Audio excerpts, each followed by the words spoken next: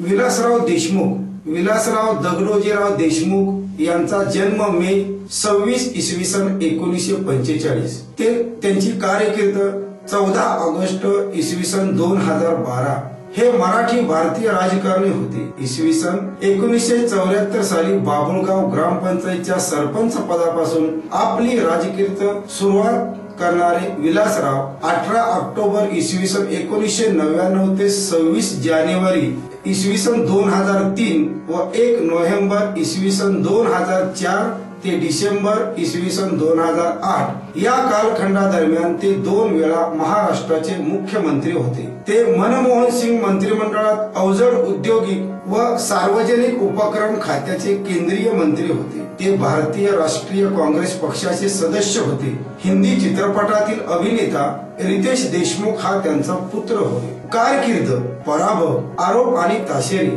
महाराष्ट्र राज्य शासनातील पदे, केंद्र शासनातील भूषवलेली पदे, इतर पदे आणि कार्यभार, मृत्यू, ग्रंथ आणि बाह्यदुबे।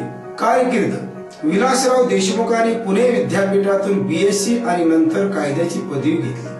वयाच्या 29व्या वर्षी म्हणजे 1974 मध्ये ते बाबुळगावचे सरपंच झाले। युवक काँग्रेसचे नेते, तेव्हाच्या एकत्रित उस्मानाबाद बँकेचे संचालक, पंचायत समितीचा सभापती, जिल्हा परिषद सदस्य असे करीत करीत ते इसवी सन 1980 मध्ये पहिल्यांदा विधानसभेवर निवडून आले। इसवी सन 1982 मध्ये बाबासाहेब भोसले यांनी त्यांना पहिल्यांदा राज्यमंत्रीपद दिले। आमदारकीच्या पहिल्याच टर्म मध्ये अवघ्या 2 वर्षात मंत्रिपद मिळालेल्या विलासरावांनी नंतर मागे वळून पाहिले नाही। पुढे इसवी सन 1975 पर्यंत काँग्रेसचे अनेक मुख्यमंत्री झाले, पण विलासराव सदैव मंत्रिमंडळात राहिले। शिक्षण, कृषी, उद्योग, सांस्कृतिक, महसूल अशा अनेक महत्त्वाच्या खात्यांचा कारभार त्यांनी कार्यक्षमपणे केला। 13 ऑक्टोबर इसवी सन 1999 ला विलासराव पहिल्यांदा आणि इसवी सन 2004 च्या निवडणुकीनंतर दुसऱ्यांदा मंत्री झाले। त्यांचा जन्म 26 मे इसवी सन 1945, जन्मगाव बाबुळगाव, लातूर। शिक्षण बीएससी, बीए, एलएलबी।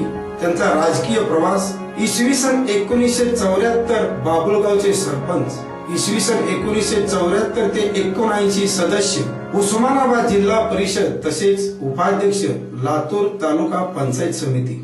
इसवी सन 1980 पासून इसवी सन 1995 पर्यंत आमदार, इसवी सन 1995 च्या विधानसभा निवडणुकीत पराभव, पुन्हा इसवी सन 1999 ते इसवी सन 2000 पर्यंत आमदार, इसवी सन 1982 ते इसवी सन 1985 दरम्यान राज्यमंत्री, ग्राम विकास, गृह, सामान्य प्रशासन, कृषी, परिवहन, शिक्षण, तंत्र शिक्षण, क्रीडा आणि युवक कल्याण, माहिती जनसंपर्क ही खात्यांची मंत्रिपद। इसवी सन 1986 ते इसवी सन 1995 या कालखंडामध्ये कॅबिनेट मंत्री, ग्राम विकास, कृषी सहकार, दुग्ध विकास व पशुसंवर्धन, सार्वजनिक बांधकाम, उद्योग, शिक्षण आणि तंत्र शिक्षण, क्रीडा आणि युवक कल्याण, परिवहन, संसदीय कार्य खात्याचा कार्यभार। 18 ऑक्टोबर इसवी सन 1999 ते जानेवारी इसवी सन 2003 मुख्यमंत्री पदाची पहिली टर्म। 11 नोव्हेंबर इसवी सन 2004 ते 7 डिसेंबर इसवी सन 2008 मुख्यमंत्री पदाची दुसरी टर्म। ऑगस्ट 2009 मध्ये राज्यसभेवर निवड। इसवी सन 2000 ते इसवी सन 2011 दरम्यान केंद्रीय अवजड उद्योग खात्याचे मंत्री। जानेवारी 2011 ते 12 जुलै 2011 ग्राम विकास मंत्री आणि पंचायत खात्याचा अतिरिक्त कारभार। 12 जुलै 2011 पासून विज्ञान व तंत्रज्ञान मंत्री। पराभव, इसवी सन 1995 साली शिवाजीराव कवेकर यांनी विधानसभा निवडणुकीत त्यांचा पराभव केला। हा त्यांच्या कारकिर्दीतला सर्वात मोठा हादरा होता। त्यानंतर काँग्रेसच्या बाहेर जाऊन शिवसेनेच्या मदतीने विधानसभेवर येण्याचा त्यांनी प्रयत्नही फसला गेला, पण पुढे 2 वर्षात 95,000 मतांच्या फरकाने निवडून येऊन ते मुख्यमंत्री झाले। आरोप आणि ताशेरे, मुंबई दहशतवादी हल्ल्याबाबत गंभीर नसल्याचा झालेला आरोप, दिलीप सानंदा प्रकरणी उच्च न्यायालयाने ठोठावलेला दंड, आदर्श प्रकरणी निर्माण झालेला संशय, सुभाष घई यांना जामीन देण्यावरून न्यायालयाने ओढलेली कडक ताशेरे, महाराष्ट्र राज्य शासनातील पदे आणि कार्यभार मागील नारायण राणे महाराष्ट्राचे मुख्यमंत्री ऑक्टोबर 18 इसवी सन 1999 ते जानेवारी 16 इसवी सन 2003 पुढील सुशील कुमार शिंदे मागील महाराष्ट्राचे मुख्यमंत्री नोव्हेंबर 1 इसवी सन 2004 डिसेंबर 8 इसवी सन 2008 पुढील अशोक चव्हाण केंद्र शासनातील भूषवलेली पदे आणि कार्यभार संपादक मागील संतोष मोहन देव भारी उद्योग आणि सार्वजनिक उद्योग मंत्री 28 मे 2009 ते जानेवारी 2011 पुढील प्रफुल्ल पटेल मागील सीपी जोशी ग्रामीण विकास मंत्री 19 जानेवारी 2011 ते 12 जुलै 2011 पुढील जयराज रमेश मागील सीपी जोशी पंचायत राज्य मंत्री 19 जानेवारी 2011 12 जुलै 2011 पुढील किशोर चंद्र देव मागील पवन कुमार बन्सल विज्ञान आणि प्रौद्योगिक मंत्री 12 जुलै 2011 14 ऑगस्ट 2012 पुढील वैलार रवी मागील पवन कुमार बन्सल पृथ्वी विज्ञान मंत्री 12 जुलै 2011 14 ऑगस्ट 2012 पुढील वैलार रवी इतर पदे आणि कार्यभार मागील शरद पवार मुंबई क्रिकेट असोसिएशन 15 जुलै 2011 14 ऑगस्ट 2012 पुढील रवी सावंत मृत्यू 14 ऑगस्ट इसवी सन 2012 रोजी भारतीय प्रमाण वेळेनुसार दुपारी 1:30 त्यांच्या यकृताच्या आजाराने चेन्नई येथील ग्लोबल हॉस्पिटल येथे निधन झाले. त्यांची दोन्ही मूत्रपिंड निकामी झाली होती आणि यकृताचा कर्करोग झाल्याने यकृताला सूज आली होती. विलासराव देशमुख यांच्यावर लातूर जिल्ह्यातील बाबुळगाव या त्यांच्या मूळ गावी शासकीय इतमामात अंत्यसंस्कार करण्यात आले. बंदुकीच्या 17 फेरी जाळून मानवंदना देण्यात आली. त्यांच्या अंत्ययात्रेसाठी अनेक राजवटी चित्रपट सृष्टीतील नामवंत आणि लाखो चाहत्यांचा समावेश होता. त्यात पंतप्रधान मनमोहन सिंग, सोनिया गांधी, शरद पवार आणि अनेक मंत्री होते. ग्रंथ विलासराव देशमुखांच्या पहिल्या स्मृती दिनानिमित्त पुण्यात शरद पवार यांच्या हस्ते आठवणीतील विलासराव या पुस्तकाचे प्रकाशन झाले. विलासराव देशमुख यांनी 1974 मध्ये बाबुळगावचे सरपंच म्हणून राजकीय कारकिर्दीस सुरुवात केली. 1974 ते 1980 दरम्यान त्यांनी लातूर पंचायत समितीच्या उपाध्यक्ष पदाचा कार्यभार सांभाळला. उस्मानाबाद जिल्हा युवा काँग्रेस अध्यक्ष पदाच्या कार्यकाळात त्यांनी पंचसूत्री कार्यक्रम राबवण्याचा प्रयत्न केला. जिल्ह्यातील तरुणांना काँग्रेसच्या झेंड्याखाली संघटित करून ते काँग्रेस पक्षाचे जिल्हाध्यक्ष झाले. यानंतर त्यांनी राज्याच्या राजकारणात पाय रोवण्यास सुरुवात केली. 1980 ते 1995 पर्यंत ते सलग 3दा आमदार म्हणून राज्य विधानसभेवर निवडून गेले. या कालावधीत त्याने गृह, सार्वजनिक प्रशासन, सहकार, उद्योग, ग्रामीण विकास, शिक्षण, तंत्र शिक्षण आणि क्रीडा व युवक कल्याण मंत्रालयाचा कार्यभार सांभाळला. 1995 ते त्यांच्याच मतदारसंघातून पराभूत झाल्याने त्यांच्या राजकीय कारकिर्दीवर प्रश्नचिन्ह निर्माण झाले. त्यांच्या समोरील राजकीय अस्तित्वाचे हे मोठे आव्हान होते. मात्र 1999 ते परत विधानसभेवर निवडून आले आणि त्यांच्या गळ्यात मुख्यमंत्री पदाची माळ पडली. 18 ऑक्टोबरला ते मुख्यमंत्री पदावर आरूढ झाले. दरम्यान राज्यातील राजकीय घडामोडीमुळे 17 जानेवारी 2013 मध्ये त्यांना मुख्यमंत्री पदावरून पाय उतार व्हावे लागले आणि सुशील कुमार शिंदे मंत्री बनले. ऑक्टोबर 2004 मध्ये राज्यात विधानसभा निवडणुकीनंतर नोव्हेंबर महिन्यात देशमुख दुसऱ्यांदा मंत्री बनले. मात्र 2008 मधील मुंबई हल्ल्यानंतर वादात सापडलेल्या विलासरावांना नोव्हेंबर महिन्यात मुख्यमंत्री पद सोडावे लागले. पक्षश्रेष्ठींना त्यांच्या राज्याच्या राजकारणातून केंद्रात कार्यरत करण्याचा निर्णय घेतला.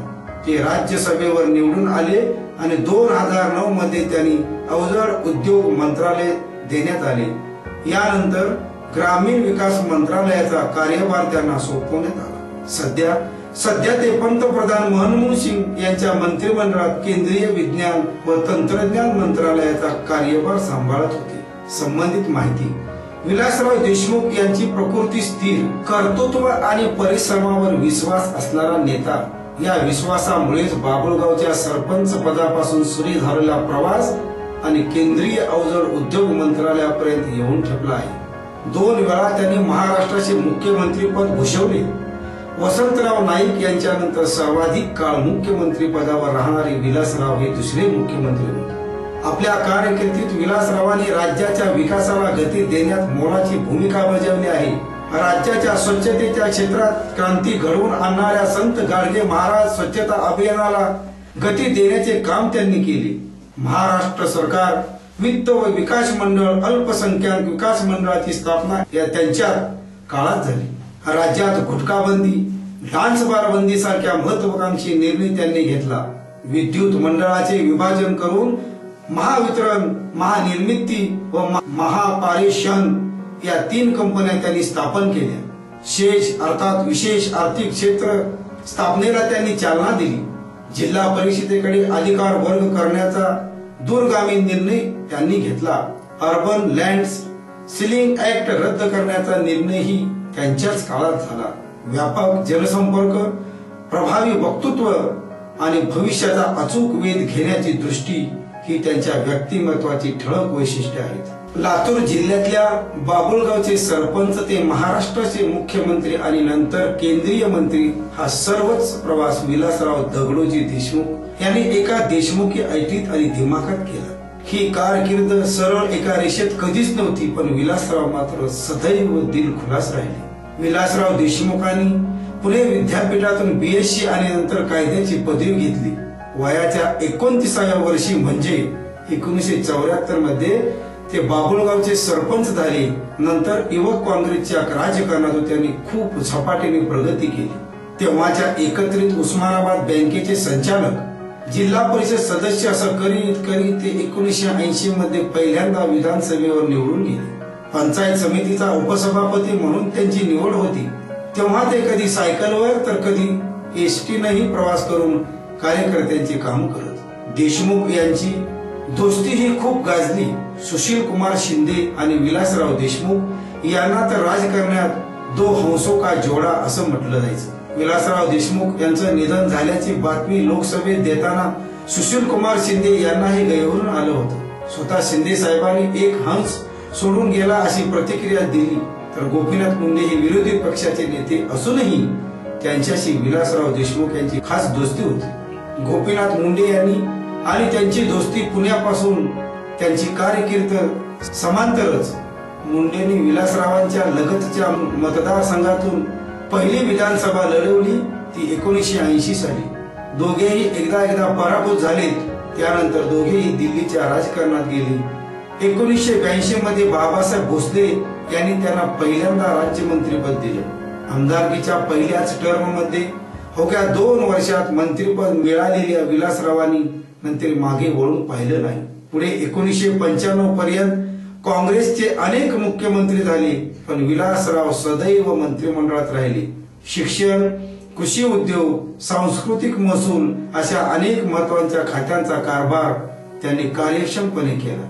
महाराष्ट्राचे मुख्यमंत्री शंकरराव चव्हाण यांचे विलासराव देशमुख हे आवडते शिष्य होते. दोघेही मराठवाड्याचे होतेच, पण शरद पवार यांना असलेला विरोधही त्याचं समान सूत्र होतं. ते शेवटपर्यंत कायम राहिलं. शरद पवार यांना रोखू शकणारा आणि महाराष्ट्रव्यापी प्रभाव असलेल्या सध्याचा एकमेव नेता म्हणजे विलासराव होते. त्यामुळेच स्वतंत्र राष्ट्रवादी स्थापन होऊन पहिलं आघाडीचं सरकार चालवण्याची वेळ आली तेव्हा काँग्रेस पक्षश्रेष्ठींनी विलासरावाकडेच नेतृत्व दिलं. 13 ऑक्टोबर 1999 ला विलासराव पहिल्यांदा आणि 2004च्या निवडणुकीनंतर दुसऱ्यांदा ते मुख्यमंत्री झाले. विलासराव देशमुख हे निव्वळ राजकारणी नव्हते. वडील दगडोजी यांच्याकडून शास्त्रीय संगीताच्या उत्तम जाणकारीचा वारसा त्यांना लाभला होता. मराठी पुस्तकं असोत की नाटकं, त्यांचे ते उत्तम भोगते रसिक होते. त्याचं लावणीचं प्रेमही असंच रसिक होतं. त्यामुळे सर्वच कलाकारांशी त्यांचे जिव्हाळ्याचे संबंध होते. बहुरंगी आणि बहुश्रुत व्यक्तिमत्वामुळे त्यांचं वक्तृत्व हे प्रसन्न आणि उमद होतं. त्यामुळेच ते मुख्यमंत्री असताना काही नाराज आमदार यांच्या विरोधात पक्षश्रेष्ठीकडे तक्रार करीत असल्याबद्दल त्यांना कधीच विचारलं तर ते सहजपणे सांगत की पूर्वी मी नुसता मंत्री असताना हेच करायचो, त्यामुळे आता नवीन लोक ते करीत असतील तर त्यात काही विशेष नाही. 1995 साली शिवाजीराव कवेकर यांनी विधानसभा निवडणुकीत त्यांचा पराभव केला. हा त्यांच्या कारकिर्दीतला सर्वात मोठा हादरा होता. त्यानंतर काँग्रेसच्या बाहेर जाऊन शिवसेनेच्या मदतीने विधान परिषदेवर येण्याचा त्यांचा प्रयत्नही फसला होता. पण पुढे 2 वर्षात 95,000 मतांच्या फरकानं निवडून येऊन ते मुख्यमंत्री झाले. त्यांच्या गेल्या 10 वर्षातल्या कारकिर्दीचा आलेखही असाच वरखाली होत राहिला. गेल्या 5 वर्षात मुंबई दहशतवादी हल्ल्याबाबत गंभीर नसल्याचा झालेला आरोप, दिलीप सानंदा प्रकरणी उच्च न्यायालयात ठोठावलेला दंड, आदर्श प्रकरणी निर्माण झालेला संशय, सुभाष घई यांना जमीन देण्यावरून न्यायालयात ओढलेले कडक ताशेरे यामुळे त्यांची कारकीर्द झाकोळली गेली. पण तरीही त्यांच्या मुख्यमंत्री पदाच्या काळात त्यांनी काँग्रेसला मुंबईतून जी भक्कम राजकीय आणि आर्थिक रसद मिळवून दिली त्यांची पोचपावती म्हणून ते पक्षश्रेष्ठींना त्यांना दूर केले नाही. म्हणून ते पक्षश्रेष्ठींनी त्यांना दूर केले नाही. विलासराव आजारी असल्याचं राजकीय वर्तुळात सर्वांना ठाऊक होतं. पण हे आजारपण इतकं गंभीर होईल याची 37व्या वर्षी एका चतुरस्र नेत्याला अंत होईल असं कोणालाच वाटलं नव्हतं. विलासराव देशमुख एवढे मोठे नेते होते की त्यांच्या अंतयात्रेला बाबुळगाव या गावात 10 लाखावर जनसागर लोटला होता. पंतप्रधान सोनिया गांधी, शरद पवार मुख्यमंत्री यांच्यासह VVIP ची संख्या शेकड्याच्या वर होती. राजस्थानचे मुख्यमंत्री अशोक गेहलोत यांना तर 2 किलोमीटर चालत जावं लागलं, तर इतर VIP नाही मोटारी सोडून पायी चालत जावं लागलं. लातूरला 15 तारखेला 54 विमानं आली होती. यासह हजारो कार्यकर्त्यांनी त्यांचं अंत्यदर्शन घेतलं. त्यांच्या जाण्यानं सामान्य कार्यकर्त्यालाही आपला नेता गेला असं वाटत होतं. विलासराव देशमुख उमदा लोकनेता. महाराष्ट्राचे नेते विलासराव देशमुख यांच्या निधनाने एक उमदा लोकनेता आपण गमावला आहे. ते विलक्षण, मुत्सद्दी, उत्तम प्रकाशक, उत्तुंग महत्वाकांक्षा, विनोद, बुद्धी आणि विलासी देशमुख जीवनशैली यांचे वेगळे रसायन होते. ते मुख्यमंत्री झाले तेव्हाची गोष्ट. मी त्यांची वेळ घेऊन त्यांना भेटलो, लेखी पत्र दिले. राजर्षी शाहू महाराजांची जयंती राज्यात शासनाने साजरी करावी अशी मागणी केली. तेव्हा ते म्हणाले, तुमची मागणी चांगली आहे, पण आजवर पश्चिम महाराष्ट्रातील अनेक मुख्यमंत्री झाले, त्यांच्या नजरेतून ही गोष्ट कशी सुटली ते तपासून बघावे लागेल. पुणेकर काय म्हणतील हेही बघावे लागेल. त्यांनी उपसचिव श्री भूषण गगनराणी यांना बोलावले, अहवाल द्यावयास सांगितला. गगनराणी कोल्हापूरचे आणि माझे मित्र. त्यांनी तत्काळ अनुकूल अहवाल दिला. विलासरावांनी GR काढण्याचे आदेश दिले. महाराजांच्या जन्माला 125 वर्षे आणि निर्वाणाला 80 वर्षे झाल्यानंतर प्रथमच राज्यात शाहू जयंती शासकीय स्तरावर सर्वत्र साजरी होऊ लागली. पुढे हा दिवस सामाजिक न्याय दिवस म्हणून साजरा केला जाऊ लागला.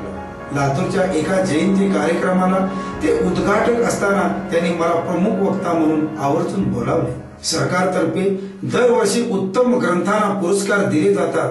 मी मंत्री रामकृष्ण मोरे यांना या कार्यक्रमात दरवर्षी साहित्यप्रेमी नेते आणि राज्याचे प्रथम मुख्यमंत्री यशवंतराव चव्हाण यांच्या स्मृतिदिनी 25 नोव्हेंबरला येण्याची सूचना केली. ती त्यांना आवडली. ते मला घेऊन लगेच मुख्यमंत्री विलासरावांकडे गेले. विलासरावांपुढे आम्ही हा दिवस सांस्कृतिक दिन म्हणून साजरा करण्याची कल्पना मांडली. त्यांना ती इतकी आवडली की ते म्हणाले, आत्ताच्या आत्ता एंटी चेंबर्स मध्ये बसून प्रस्ताव तयार करा. उद्याच्या कॅबिनेट मध्ये मंजूर करून घेऊ. आम्ही केलेला प्रस्ताव त्यांनी मंजूर करून घेतला. पहिल्या पुरस्कार वितरण आणि साहित्य संमेलनाच्या या कार्यक्रमाला ते स्वतः कराडला आले. आणि सुंदर एक दिवसीय संमेलनाचे सूत्रसंचालन मला देण्यात आले होते. विलासराव शिक्षण व सांस्कृतिक खात्याचे मंत्री असताना फुले आंबेडकर प्रकाशन साहित्याचे पदसिद्ध अध्यक्ष होते. मी सदस्य सचिव होतो. आम्ही संपादित केलेला आणि साहित्य संस्कृती मंडळाने प्रकाशित केलेला डॉक्टर बाबासाहेब आंबेडकर गौरव ग्रंथ शासनाने सवलतीत अवघ्या 60 रुपयांना द्यावा अशी मी सूचना केली. त्यांनी त्यासाठी अर्थ खात्याकडे प्रस्ताव पाठवून तो मंजूर करून घेतला आणि हे पुस्तक 60 रुपये किमतीत मिळेल याची व्यवस्था केली. बाबासाहेबांच्या साहित्याच्या 19 व 20 या खंडाचे प्रकाशन मुख्यमंत्री विलासरावांच्या हस्ते करण्याचे ठरले. ग्रंथ तयार होते. काही अडचणीमुळे प्रकाशन लांबले होते. विलंबनाबद्दल काहींची नाराजी होती. केसी कॉलेजात 5 सप्टेंबरच्या शिक्षक दिनाच्या कार्यक्रमात ते करावे असे ठरले. कार्यक्रमाच्या काही तास आधी ऐनवेळी विलंबाबद्दल नाराजी दाखवणाऱ्या एका मोठ्या नेत्याने आपण व्यक्तिगत अडचणीमुळे कार्यक्रमाला येऊ शकत नसल्याने कार्यक्रम पुढे ढकला असे विलासरावांना फोनवरून सांगितले. त्यांनी मला मंचावरून बोलावून घेतले आणि प्रकाशन करूया का नको असे सांगितले. मी हो म्हणालो, पण माझी नाराजी त्यांनी हेरली. ते मला म्हणाले, तुम्ही तरुण आहात, तुम्हाला कल्पना नाही, हा नेता फार न्यूशन्स व्हॅल्यू आला आहे, उद्या डोक्याला ताप करील, कटकट नको. प्रकाशनचा कार्यक्रम झाला नाही. पुढे या नेत्याने त्यांच्या सोयीने त्यांच्या गावात हा कार्यक्रम ठेवला. तेव्हा मात्र विलासरावांनी काहीतरी कारण सांगून कार्यक्रमाला जाण्याचे शिताफीने टाळले. विलासराव हॅपी गो लकी वाटावेत असे कायम वागत असत. ते फारसे गंभीर आहेत असे कधीच वाटले नसे. लातूरच्या एका कार्यक्रमाच्या वेळी त्यांनी आम्हा काही जणांना सकाळी बाभळगावच्या त्यांच्या देशमुखी घडीवर चहा नाश्त्याला बोलावले.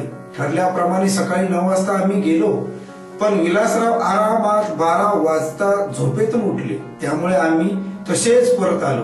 माझ्या सोबत काही पत्रकार, साहित्यिक आणि प्रशासनातले ज्येष्ठ अधिकारी होते. देशमुखी थाटाचा तो अनुभव होता. दुपारी भेटल्यावर हसून ते म्हणाले, पुणेकर, पुढच्या वेळी याल तेव्हा मात्र चहा नाश्ता घेतल्याशिवाय जायचं नाही बरं का. मुंबई महापूर, रेल्वे बॉम्बस्फोट, शेतकरी आत्महत्या, सानंदा प्रकरण, सुभाष गरीब प्रकरण या सगळ्यात त्यांनी कायम आदर्श व्यवहार वाद सांभाळला. काही म्हणून अंगाला लावून घ्यायचे नाही. सगळे लक्ष हायकमांड आणि त्यांचे हितसंबंध सांभाळण्यावर केंद्रित करायचे. यात ते वाक बगार होते. जातवार जनगणनेमुळे ओबीसी राजकारण बळकट होईल म्हणून त्याला त्यांनी जाहीरपणे विरोध केला. सरकारने जनगणनेचा अनुकूल निर्णय घेतल्यावर मात्र त्यांनी मौन बाळगले. शेतकऱ्यांना न्याय देण्यातले राज्यकर्त्यांचे, सत्ताधाऱ्यांचे अपयश जेव्हा ठळकपणे पुढे येऊ लागले तेव्हा त्यांच्याकडून सामान्य शेतकऱ्यांचे लक्ष दुसरीकडे वेधण्यासाठी सत्ताधारी जातीला आरक्षणाचे गाजर दाखवून ते राजकारणात केले गेले. त्यात विलासराव भूमिगत राहून रसद पुरवित होते. पद्यगंधा दिवाळी अंकाचे सर्व मंत्री, मुख्यमंत्री आणि मुख्यमंत्री यांच्या बायकांच्या मुलाखतीवर आधारित अंक काढला होता. त्यात तत्कालीन मुख्यमंत्री छगन भुजबळ, मंत्री गणपतराव देशमुख यांच्या पत्नीच्या दिलखुलास व बहारदार मुलाखती होत्या. विलासरावांच्या पत्नीने आपण देशमुख असल्याने त्या मुख्यमंत्र्यांच्या पत्नी असलो तरी मुलाखत देऊ शकत नाही असे कळवळून सांगितले होते. विलासरावांच्या कितीतरी आठवणी सांगता येतील. त्यांना माझी विनम्र श्रद्धांजली. विलासराव देशमुख महाराष्ट्रातील माजी मुख्यमंत्री निवांत विलासराव.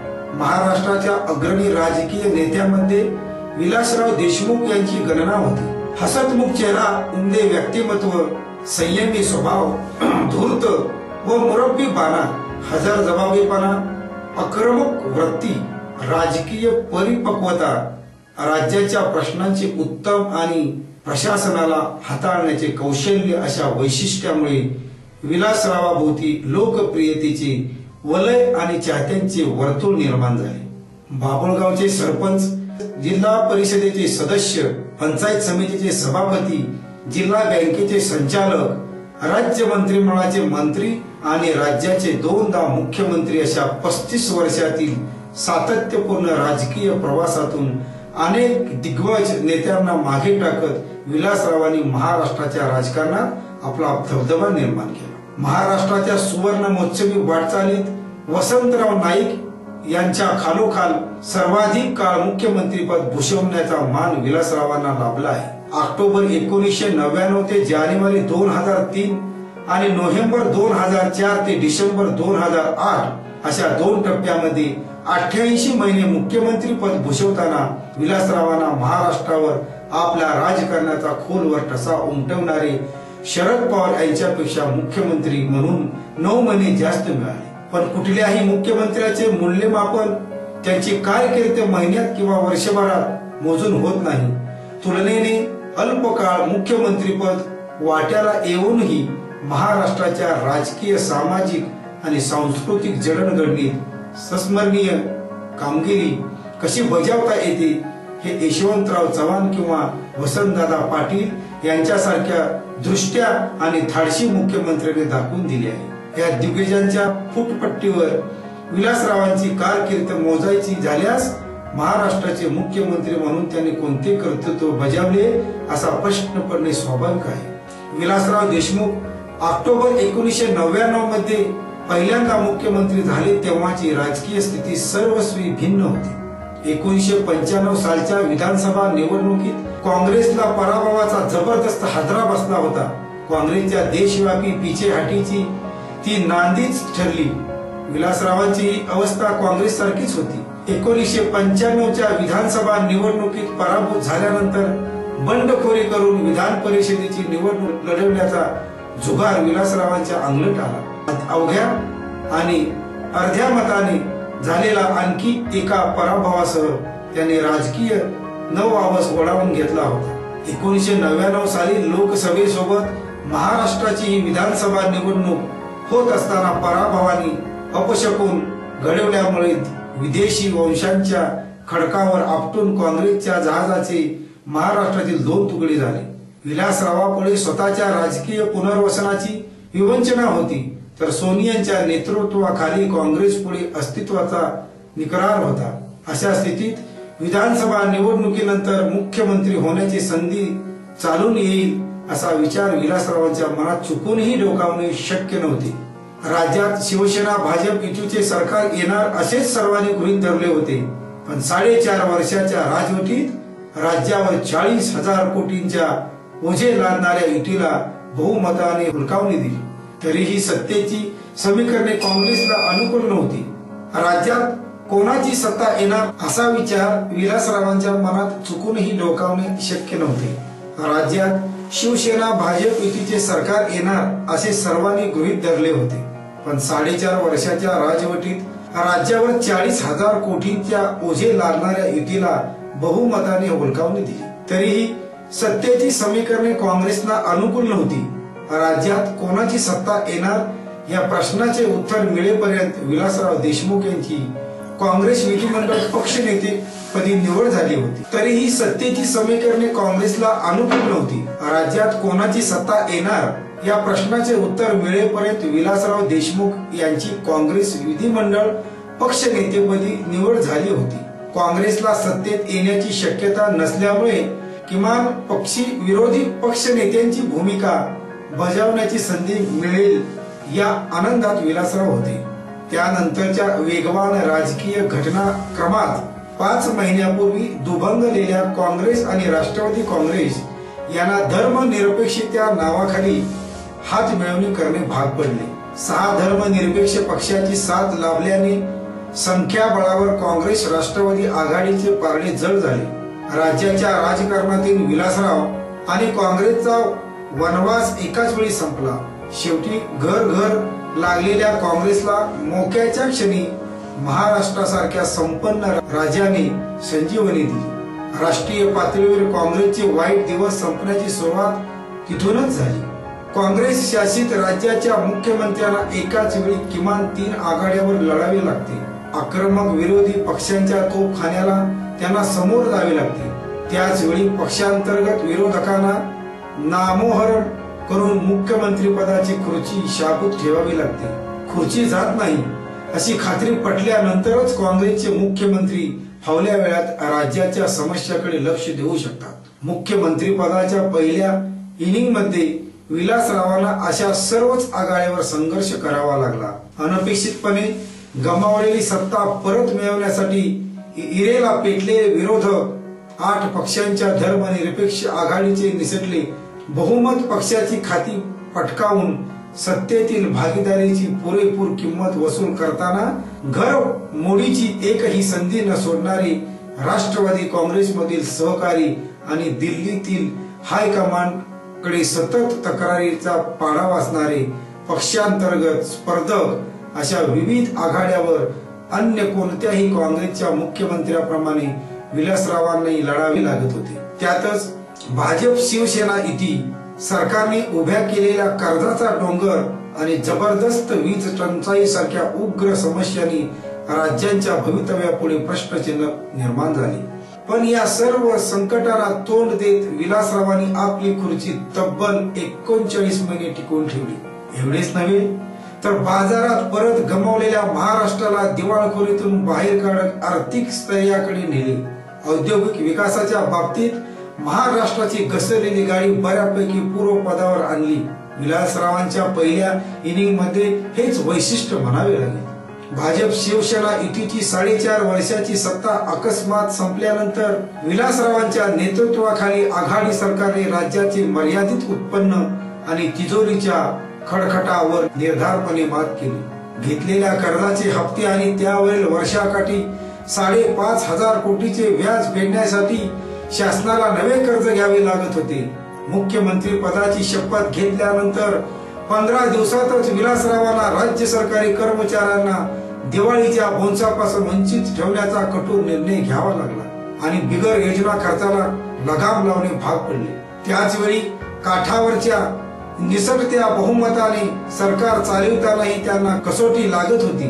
देशमुख सरकार 8 दिवसात जाणार, 15 दिवसात जाणार अशा सेना भाजपच्या गोटातून मिळणाऱ्या धमक्यामुळे आघाडी सरकारवर अविश्वासाची कायमची टांगती तलवार होती. निधी अभावी अर्धवट अवस्थेतील कृष्णा खोरे प्रकल्पांना मार्गी लावणे, विदर्भ, मराठवाडा आणि कोकणच्या विकासाच्या बॅकलॉग दूर करण्यासाठी 1994च्या वाढलेल्या किमतीचा आधार मानणे अशा निर्णयांनी विलासरावांच्या सरकारने राज्यांचा थांबलेला विकास सुरू करण्याचा प्रयत्न केला. विदर्भ आणि नागपूर शहराला झुकते माप दिले. कापसाला 2100 रुपये भाव देण्याचा निर्णय घेताना एका अधिकार कापूस खरेदी योजना जाणीवपूर्वक शिथिल केली. विदर्भातील रखडलेल्या सिंचन प्रकल्पाकडे लक्ष दिले. मराठवाड्यात प्रत्येक जिल्ह्याचे मुख्यालय चौपदरी रस्त्याने जोडण्याचा निर्णय घेतला. गोदावरी आणि मांजरा नदीवर बंधारे बांधण्याची कामे हाती घेतल्याने मराठवाड्यात ऊसाचे क्षेत्र वाढून साखरेचा उद्योग विस्तारला. अर्थसंकल्पात मागासवर्गीय आदिवासींसाठी लोकसंख्येच्या प्रमाणात तरतूद करण्याचा धोरणात्मक निर्णय घेतला. एनरॉनचा महागाडा वीज खरेदी करार मोडण्याचा कणखरपणाही त्यांनी दाखवला आणि शरद पवारांचा विरोध डावलून एनरॉनच्या चौकशीसाठी माधव गोडबोले यांना नेमले. एका बाजूला सरकार टिकवणे आणि सरकार चालविणे असे दुहेरी आव्हान पेलत त्यांनी स्वतःच्या सरकारला आणि महाराष्ट्राला धैर्याच्या दिशेने नेले. एकीकडे शरद पवार यांचा विरोध पत्करत असताना विधानसभेवरील विरोधी पक्षनेते नारायण राणे आणि विद्यमान परिषदेतील विरोधी पक्षनेते नितीन गडकरींच्या सरकार पाडण्याच्या रणनीतीला शह देण्यासाठी त्यांना सदैव सतर्क राहावे लागत होते. शेकापचे मंत्री मंत्रिमंडळातून बाहेर पडल्यामुळे सरकार अस्थिर झाले आणि 13 जून 2002 रोजी विलासरावांच्या सरकारला विश्वासमताच्या अग्निपरीक्षेला सामोरे जावे लागले. पण शेकापच्या आमदारांना तटस्थ होण्यास बाह्य करीत विलासरावांनी सरकार शाबूत ठेवले आणि राणे गडकरी विरुद्ध महत्वाची बाजी जिंकली. त्यानंतर आघाडीचे सरकार पाडण्याच्या फंदात विरोधक पडले नाहीत, पण विरोधकांना पुरून उरणाऱ्या विलासरावांना 7 महिन्यानंतर 2003च्या संक्रांतीच्या मोसमात पक्षांतर्गत सत्ता संघर्षामुळे मुख्यमंत्रीपद सोडावे लागले. त्यांची जागा सुशील कुमार शिंदे यांनी घेतल्यामुळे महाराष्ट्राच्या सत्ताकरणाचा केंद्रबिंदू लातूर पासून 125 किलोमीटर असलेल्या शहराकडे सरकला. 4 महिन्यानंतर सोनिया गांधींनी विलासरावांचे काँग्रेसच्या राष्ट्रीय कार्यकारिणीत समावेश करून पुनर्वसन केले. छत्तीसगड, गुजरातचे प्रभारीपद सोपवून त्यांना व्यस्त करण्याचा प्रयत्न केला, पण दिल्लीत विलासरावांचे मन रमलेच नाही. गमावलेले मुख्यमंत्रीपद परत मिळवण्याच्या इशेने त्यांनी 1.5 वर्षे दिल्लीत मोर्चेबांधणी केली. 2004 सालच्या लोकसभा निवडणुकीमध्ये सोनिया गांधींची जादू चालली आणि दिल्लीतील वाजपेयी सरकार हादरले. काँग्रेसचे केंद्रातून पुनरागमन झाल्यानंतर विलासरावांनी विधानसभा निवडणुकी दरम्यान प्रचार सभांनी महाराष्ट्र पिंजून काढला आणि काँग्रेस राष्ट्रवादी आघाडी दुसऱ्यांदा सत्तेत आली. राष्ट्रवादी काँग्रेसने काँग्रेसपेक्षा 2 जागा जास्त जिंकणाऱ्या राष्ट्रवादीशी काँग्रेसची मुख्यमंत्री पदासाठी रस्सीखेच सुरू झाली. 3 अतिरिक्त कॅबिनेट मंत्रीपदे मिळवून राष्ट्रवादीने मुख्यमंत्री पदावरील दावा सोडला. शिंदेवर शेवटच्या क्षणी मात करून पुन्हा विलासरावांनी पुन्हा मंत्रीपद खेचून आणले आणि गच्छंती आणि पुनरागमन या 2 गोष्टी दिल्लीतील हाय कमांडच्या इच्छेनेच झाल्या असे विलासराव सांगत मुख्यमंत्री पदाच्या दुसऱ्या इनिंग मध्ये विलासरावांनी काय केले हा वादाचा विषय ठरला आहे. दिल्लीतील हाय कमांडच्या लहरीपणामुळे मुख्यमंत्रीपद कधीही गमवावे लागेल याची पुरेपूर जाणीव विलासरावांना झाली होती. राज्यातील अन्न बंड्या राजकीय नेत्यांची उदाहरणे त्यांच्या डोळ्यापुढे होती. दिल्लीतील हाय कमांडच्या लहरीपणामुळे मुख्यमंत्रीपद कधीही गमवावे लागेल याची पुरेपूर जाणीव विलासरावांना झाली होती. राज्यातील अन्न बड्या राजकीय नेत्यांची उदाहरणे त्यांच्या डोळ्यासमोर होती. त्यामुळे दुसऱ्या इनिंग मध्ये 49 महिन्याचा मोठा कार्यकाळ लाभूनही राज्यापुढच्या समस्या गांभीर्याने सोडवण्याऐवजी विलासराव आत्ममग्न झाले. हा त्यांच्या विरोधकांचा आरोप अनाठाही वाटत नाही.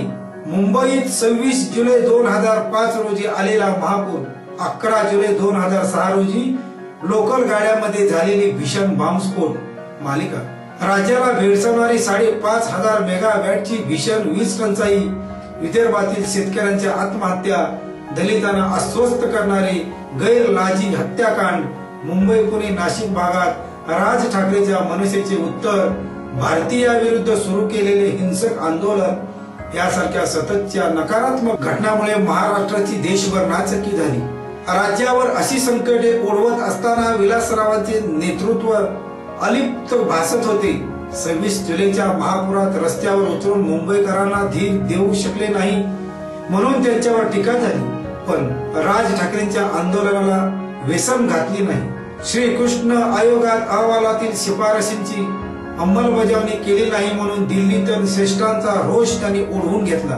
या सर्व घटनांची संवेदनशीलपणे दखल घेऊन विलासरावांना त्यांच्यातील कणखर प्रशासन दाखवून देता आला असता. अस्थिर राजकारणाच्या खेळपट्टीवर चाचपडत खेळून जम बसवण्यात पहिली इनिंग घालवल्यानंतर विलासरावांना मुख्यमंत्री पदाच्या दुसऱ्या इनिंग मध्ये शतक ठोकायचे होते.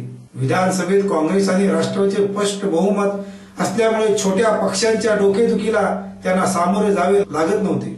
सलग दुसऱ्या पराभवाच्या धमक्यामुळे विरोधी पक्षही खचले होते. महाराष्ट्रात राजकीय आणि आर्थिक ध्येय स्थापित झाल्यामुळे मुख्यमंत्री म्हणून विलासरावांना अजेंडाही बदलला होता. विलासरावांनी दुसऱ्या इनिंग मध्ये मुंबई, पुणे, औरंगाबाद, कोल्हापूर सारख्या राज्यातील मोठ्या शहरातील पायाभूत सुविधांच्या निर्मितीला प्राधान्य देण्याचे ठरले.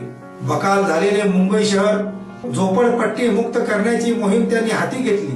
1995 पर्यंतच्या झोपडपट्ट्या नियमित करून उर्वरित झोपडपट्ट्यांना हटवण्याच्या त्यांच्या मोहिमेत मुंबईतील काँग्रेसचे नेते आडवे आले.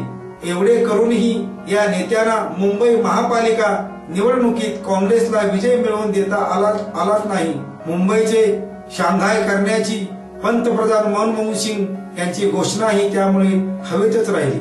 मुंबईत रातोरात झोपडपट्ट्या घालून अनधिकृतपणे राहता येणार नाही आणि तसे करणे हा दखलपत्र गुन्हा ठरेल असा कायदा करण्यासाठी त्यांनी पुढाकार घेतला. पण व्होट बँकेच्या राजकारणापुढे हा कायदा क्षीण ठरला. शहरी समस्याची जाण असलेले मनोहर जोशी, नारायण राणे सोडल्यास महाराष्ट्राच्या ग्रामीण भागातून आलेल्या मुख्यमंत्र्यांनी मुंबईवर अन्यायच केला हा समज दूर करण्यासाठी विलासरावांनी मुंबईचा कायापालट करण्याची क्षमता असलेले अनेक प्रकल्प हाती घेतले. मुंबईच्या ड्रेनेज व्यवस्थापनासाठी केंद्राकडून 1250 कोटी रुपये आणले. 14 पदरी वेस्टर्न हायवेचे काम हाती घेतले. ईस्टर्न हायवेच्या कामाची सुरुवात केली.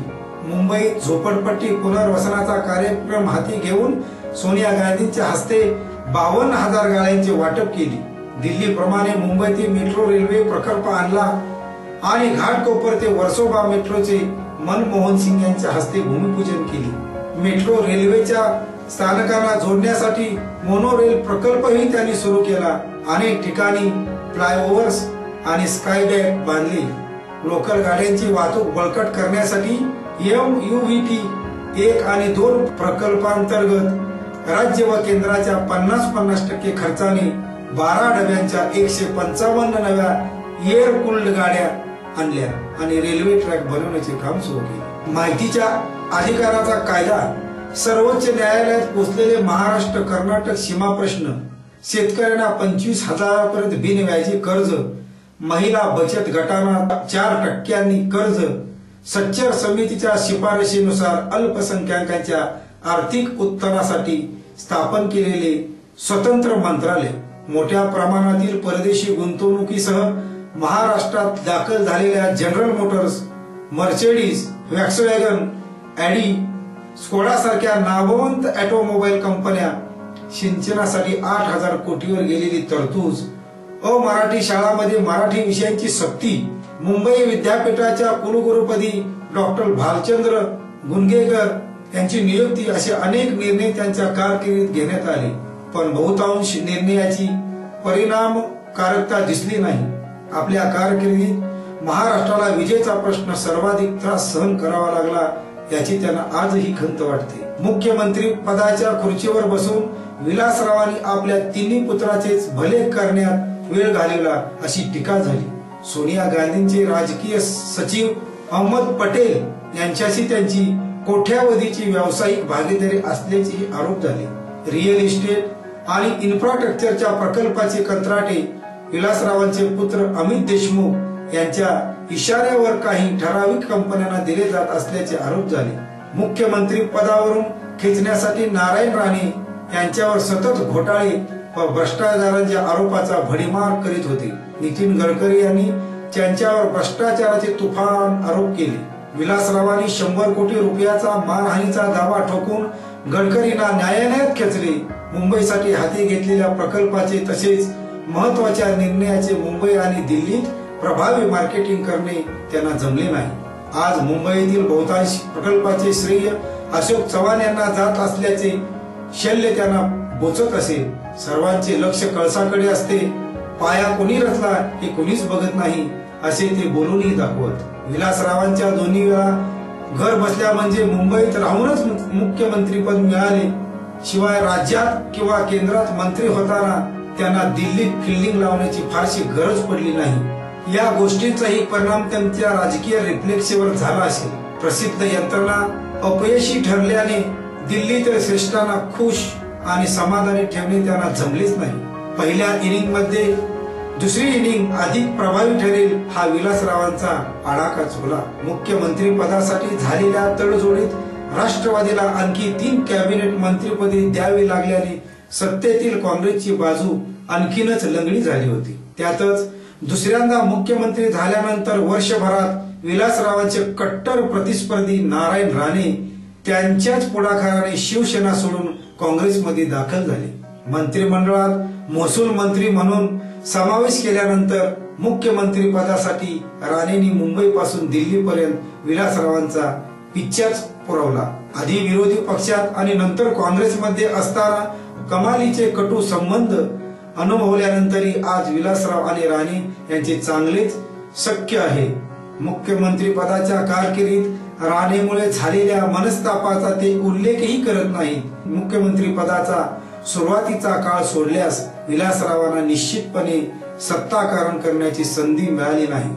मुख्यमंत्री पदाच्या 8 वर्षाच्या कारकिर्दीत त्यांचे पक्षाच्या प्रदेशाध्यक्षाशी कधीच जमले नाही. गोविंदराव अधिक रणजित देशमुख आणि प्रभाराव या तिन्ही प्रदेशाध्यक्षांनी मुख्यमंत्री पदाच्या 8 वर्षाच्या कारकिर्दीत त्यांचे पक्षाच्या प्रदेशाध्यक्षाचे कधीच जमले नाही। गोविंदराव अधिक रणजित देशमुख आणि प्रभाराव या तिन्ही प्रदेशाध्यक्षांनी विरोधात सतत मोहीम राबवून विलासरावांना पुरते बेजार केले।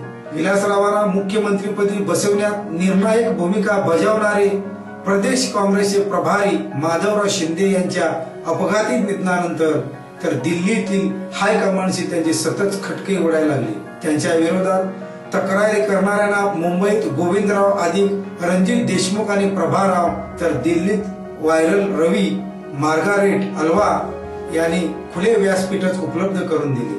त्यांचा सर्वाधिक लाभ उठवण्याचा नारायण राणे यांनी प्रयत्न केला, पण विलासरावांच्या विरोधातील राणेंच्या दिल्लीवरील आक्रमणाचा विनासाहीच फायदा अशोक चव्हाण यांनाच झाला। पायाभूत सुविधांचे महत्त्व जाणणाऱ्या विलासरावांनी मुख्यमंत्री असताना भरलेली शिरवळला जाण्यासाठी कात्रजचा घाट घेतला असेल, पण आपल्या राजकीय प्रतिस्पर्ध्यांना कात्रजचा घाट दाखवण्याचे पेटंट घेतलेल्या शरद पवारांनी पडद्याआडून केलेल्या खेळींना चोख प्रतिउत्तर देण्याचे सामर्थ्य ते दाखवू शकले नाही। बुद्धिबळांच्या खेळात आणि राजकारणातील डावपेचामध्ये निष्णात असलेले विलासराव मुख्यमंत्री असताना पवारांना शह देतील ही हायकमांडची अपेक्षा पूर्ण होऊ शकली नाही। हायकमांड आणि पक्षांतर्गत विरोधकांशी दिवसरात्र झुंजणाऱ्या विलासरावांच्या मुख्यमंत्री पदाच्या कारकिर्दीत एक टप्पा असाही आला जिथे त्यांचे बहुतांश विरोधक मानसिक दृष्ट्या नेस्तनाबूत झाले होते। 2008 ची दिवाळी विलासरावांसाठी सुखाची, समाधानाची आणि भरभराटीची ठरली होती। विलासरावावर सतत वक्री नजर ठेवणाऱ्या मार्गारेट अल्वा प्रभाराव तिथीचे सावट त्यांच्या राजकारणावरून दूर झाले होते, त्यामुळे त्यांना सतत धारेवर धरणारे नारायण राणे यांचाही धीर खचला होता। प्रदेशाध्यक्षपदी त्यांच्या खिशातले जमले जाणारे माणिकराव ठाकरे यांची नियुक्ती झाली होती। विधानसभेतील विरोधी पक्षनेते रामदास कदम त्यांना वश झाल्यासारखे वाटत होते। वर्षभरानंतर होऊन घातलेली विधानसभा निवडणूक आणि त्यापूर्वी 4 महिने आधी होणारी लोकसभा निवडणूक विलासरावांच्या नेतृत्वाखाली लढली जाणार हे जवळजवळ निश्चित मानले जात होते। पक्षांतर्गत विरोधकांचा पुरता बंदोबस्त केल्यानंतर पुढचे 11 महिने भन्नाट वेगाने सुटायचे असा ते मनाशी हिशोब करीत असतात 26/11चा दहशतवादी हल्ल्याने सारी समीकरणे उधळून गेली। या भीषण हल्ल्यासाठी जबाबदार ठरवून राज्याचे गृहमंत्री RR पाटील आणि केंद्रातील गृहमंत्री शिवराज पाटील यांना राजीनामे द्यावे लागले। दबावाखाली असूनही हायकमांडाने विलासरावांना अभय दिले होते, पण त्याच वेळी विलासरावांचे दुर्दैव आड आले। दहशतवाद्यांच्या हल्ल्यात मग्न अवस्था झालेल्या हॉटेल ताजचे विलासरावासोबत टेरर टुरिझम करण्याची इच्छा अभिनेता पुत्र रितेश आणि चित्रपट निर्माता राम गोपाल वर्मा यांना आवरता आली नाही। कळस म्हणजे विलासरावांच्या माहिती व जनसंपर्क कार्य खात्यातर्फे त्यांची शिडी सर्व माध्यमांना देण्यात आली। मुख्यमंत्री म्हणून विलासरावांची सदी तिथे संपुष्टात आली। बाबासाहेब भोसले, वसंतदादा पाटील, शंकरराव चव्हाण, शरद पवार आणि सुधाकरराव नाईक यांच्या मंत्रिमंडळातील सदस्य म्हणून विविध खात्यांची जबाबदारी सांभाळताना विलासरावांना महाराष्ट्राचे प्रश्न आणि जनतेच्या समस्याची चांगली जाण झाली। आपल्या खात्याचा सखोल अभ्यास करून विधिमंडळात अचूक उत्तरे देणारे मंत्री असा लौकिक त्यांनी संपादन केला। उमद्या व्यक्तिमत्वामुळे तळागाळातील कार्यकर्त्यापासून कला, क्रीडा, सामाजिक, सांस्कृतिक, व्यवहार, उद्योग, विज्ञान, तंत्रज्ञान अशा विविध क्षेत्रामध्ये तसेच विविध राजकीय पक्षांमध्ये त्यांचा मित्रसंघ वाढला। तोंडावर वाईट बोलणे तसेच सहकार्याचा अपमान होईल अशा पद्धतीने जाहीरपणे किंवा खाजगीत कानपिचक्या देणे त्यांच्या स्वभावात नसल्यामुळे ते राजकीय वर्तुळात लोकप्रिय झाले। मराठवाड्याचे असूनही पश्चिम महाराष्ट्राच्या राजकारणात त्यांना महत्त्व लाभले। पवारांच्या तोडीचे नेते म्हणून मराठा समाजात त्यांना दबदबा वाढला। 1999 साली ते पहिल्यांदा मुख्यमंत्री झाले तेव्हा त्यांच्या या सर्व क्षमतांचा व गुणवैशिष्ट्यांचा राज्याला फायदा होईल अशी आशा वाटणे स्वाभाविकच होते। पण विलासरावांना असलेली राज्याच्या समस्याची जाण आणि त्यांच्या गाठीशी असलेले राजकीय अनुभव यांचा महाराष्ट्राला दुर्दैवाने हवा तसा फायदा झाला नाही। मुख्यमंत्री पदाच्या दुसऱ्या इनिंग मध्ये विलासराव जास्तच बेफिकीर पण निष्क्रिय ठरल्याचा ठपका त्यांच्यावर वारंवार ठेवला गेला. विलासरावांच्या हसतमुख चेहऱ्यांनी त्यांचे राजकारणात नुकसानही झाले. गंभीर प्रश्नाला सामोरे जातानाही बेफिकीर असलेल्यांचा भास त्यांच्या चेहऱ्यावरील भाव आणि देहबोलीने निर्माण केला. नावच विलास असल्यामुळे विलासी मुख्यमंत्री असा विरोधकांचा उपरोधही त्यांना सहन करावा लागला. शिवसेना प्रमुखांनी तर त्यांचे खुशाल चेंडू असे वर्णन केले. चित्रपट पुरस्काराचे कार्यक्रम आणि सांस्कृतिक मैफलीमध्ये त्यांच्या सातत्यपूर्ण उपस्थितीचेही विरोधकांना भांडवल केले. सिनेस्टार पुत्र रितेशच्या प्रेमापोटी ते बॉलिवूडच्या नको तितके जवळ गेले आणि त्यातच त्यांना मुख्यमंत्री पद गमवावे लागले असेही म्हटले जाते. तणावाच्या प्रसंगामध्ये त्यांचे तणावमुक्त वागणे व दिसणे अनेकांना खटकले. विलासरावांच्या कार्यकाळात महाराष्ट्राची प्रगती होण्यापेक्षा पिछेहाट झाली. विलासरावांचे राजकीय गुरु शंकरराव चव्हाण यांनी मुख्यमंत्री असताना मराठवाड्यात जायकवाडी प्रकल्प आणला, पण महाराष्ट्राच्या कायम स्मरणात राहील असा कोणताही निर्णय किंवा प्रकल्प विलासरावांच्या कारकिर्दीत झाला नाही असा आरोप त्यांचे विरोधक करत विलासरावांच्या कारकिर्दीत कायमचे लक्षात राहील मोठे प्रकल्प उभारले गेले नाहीत हे खरे असले तरी महाराष्ट्राला पुढे नेणारे अनेक छोटे पण महत्वाचे निर्णय झाले. अंमलबजावणीच्या अभावी बरेच निर्णय कागदोपत्रीच राहिले, पण जे निर्णय अंमलात आले त्याच्यामुळे महाराष्ट्राच्या विकासाचा वेग कायम राहिला. विलासराव पहिल्यांदा मुख्यमंत्री झाले तेव्हा महाराष्ट्र कर्जबाजारी होऊन दिवाळखोरीच्या उंबरठ्यावर पोहोचला होता. त्यावेळी राज्यात कृष्णा खोऱ्याचे प्रकल्प पैशाअभावी रखडले होते. एनरॉन प्रकल्पाचे भूत मानगोटीवर बसले होते. महाराष्ट्र आजच्या सारखा आर्थिक दृष्ट्या सुस्थितीत नव्हता. त्या स्थितीतून महाराष्ट्राने आज 2010 मध्ये संपन्नतेच्या दिशेने वाटचाल केली आहे. त्यामुळे विलासरावांच्या कारभाराचे मूल्यमापन त्यांच्या सरकारने घेतलेल्या छोट्या मोठ्या निर्णयातून करावे लागेल. समय से पहले और मुक्कर से ज्यादा कभी कुछ नहीं मिलता या उक्तीवर त्यांना गाढा विश्वास होत आहे. राजकारणात यश मिळवण्यासाठी संयम आणि विधी लिखतही महत्वाचे ठरते याचाही त्यांना पुरेपूर अनुभव आला आहे. स्वतःच्या राजकारणाला लागू होणारा हा तर्क कदाचित त्याने राज्याचा कारभार चालवताना लावला असावा, पण सुसंस्कृत, मनमिळावू, चतुर, बुद्धिमान, मुत्सद्दी राजकीय नेता म्हणून विलासरावांची प्रतिमा महाराष्ट्रातील कितपत उपयुक्त ठरली असा प्रश्न अनेकांना पडतो. पण त्यामुळे विलासराव वेगळ्या दृष्टिकोनातून पाहतात. महाराष्ट्राच्या मुख्यमंत्र्याला मानगडी आणि घोटाळे चिटकवल्या वाचून राहत नाही, पण आपल्याला कोणतेही वाद चिटकले नाही म्हणून विलासराव आपल्या कारकिर्दीवर पूर्ण समाधानी आहेत. मात्र मुख्यमंत्री म्हणून त्यांना लाभलेल्या 88 महिन्याच्या दीर्घ कारकिर्दीमुळे महाराष्ट्र कितपत समाधानी आहे हा मात्र वादाचा मुद्दा ठरला आहे. समाधानी आहेत हा मात्र वादाचाच मुद्दा ठरला आहे. आणि पुन्हा मी यांची ओळख करून देतो. त्यांचा विलासरावांचा जन्म 26 मे 1945 बाबुळगाव लातूर. भूषवलेली अन्य पदे राज्य मंत्रिमंडळात महसूल, ग्रामविकास, कृषी, उद्योग, शिक्षण, सामान्य प्रशासन, सहकार, सार्वजनिक बांधकाम, संसदीय कार्य, सांस्कृतिक कार्य, पर्यटन गृह, राज्यमंत्री ही खाती भूषवली. 1974 मध्ये बाबुळगावचे सरपंच म्हणून राजकीय कारकिर्दीस प्रारंभ. जिल्हा युवक काँग्रेसचे अध्यक्षपद. सध्या केंद्रात अवजड उद्योग मंत्री, राजकीय वारसदार. पुत्र अमित हे लातूर शहर मतदारसंघाचे आमदार. बधू दिलीप देशमुख हे माजी मंत्री आणि विधान परिषदेचे आमदार. मुख्यमंत्री पदाचा कालावधी 18 ऑक्टोबर 1999 ते 17 जानेवारी 2003, 1 नोव्हेंबर 2004 ते 30 नोव्हेंबर 2008. पक्ष काँग्रेस. 1980 मध्ये पहिल्यांदा आमदार. राजकारणातला सुपरस्टार विलास देशमुख. विलासराव नुसते नाव उच्चारले तरी डोळ्यासमोर चटकन उभा राहतो तो हसतमुख विलासराव देशमुख यांचा चेहरा. दिवंगत विलासराव म्हणायला किंवा लिहायला आता हातही थोडे कचरत आहे. काल परवापर्यंत विलासरावांना सगळ्यांनीच त्यांच्या मुलांच्या लग्नात पाहिले होते. त्यावेळी त्यांच्या चेहऱ्यावरील भाव त्यांना जवळून ओळखण्यापर्यंतचा बरेच काही सांगून गेले. त्यानंतर लगेचच त्यांच्यावर उपचारांच्या बातम्या येऊ लागल्या आणि मंगळवारी ती दुपार आली. तीच विलासरावांना देवाज्ञा झाल्याची बातमी घेऊनच दुपारनंतर सर्वच माध्यमातून उमटणारी प्रतिक्रिया पाहिल्यानंतर झाल्याची बातमी घेऊनच दुपारनंतर सर्वच माध्यमातून उमटणाऱ्या प्रतिक्रिया पाहिल्यानंतर राजकारणातील खरा सुपरस्टार गमावण्याचे दुःख झाले। विलासरावांच्या कार्यक्रमात केवळ त्यांना ऐकायला म्हणून आलेले कित्येक विरोधक पाहिले। हा राजकीय विरोध असला म्हणून काय झाले? साहेबांचे भाषण ऐकायला बंद आहे का, असा सवाल विरोधक करत होते। लातूर जिल्ह्यातील विरोधी पक्षाला विलासराव नेहमी आमची काँग्रेस बी टीम म्हणायचे। जाहीर कार्यक्रमातून विलासराव जर गमतीने विरोधकांना बी टीम म्हणायचे तरी त्यांना गांभीर्य होते।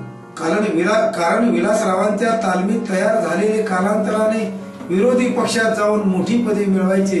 विरोधी पक्षातील महत्व कमी झाल्यानंतर पुन्हा विलासरावांच्या तालमीत परतायचे, अशी परंपराच लातूरमध्ये झाली। 1995 ची विधानसभा निवडणूक विलासराव त्यांचेच एकेकाळचे कार्यकर्ते शिवाजीराव पाटील कवेकर यांच्याकडून पराभूत झाले। विलासरावांनी पूर्वीपेक्षा अधिक जोमाने लोकसंपर्क वाढवला आणि 1999 च्या निवडणुकीत ते विक्रमी अशा 77,000च्या मताधिक्याने निवडून आले। त्यानंतर ते थेट राज्याचे मुख्यमंत्री म्हणून विराजमान झाले। दोनदा राज्याचे मुख्यमंत्री पद भूषवण्याची किमया विलासरावांनी लिलिया पार पाडली। त्याचेच फलित म्हणून त्यांना केंद्रीय मंत्रिपदाची संधी मिळाली। पद असो की नसो, रोखठोक आणि सत्य बोलण्यावर विलासरावांचा भर होता। मुख्यमंत्री असताना त्यांनी लातूरमध्ये दलित समाजाला उद्देशून केलेल्या भाषणाचा सार त्यावेळी अनेकांना चकित करणारा होता।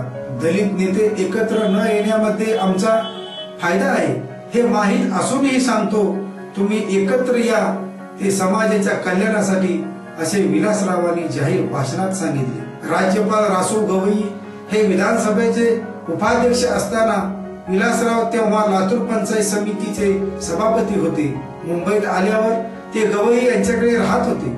विलासरावांनी दुसऱ्यांदा मुख्यमंत्री पदाची शपथ घेतली।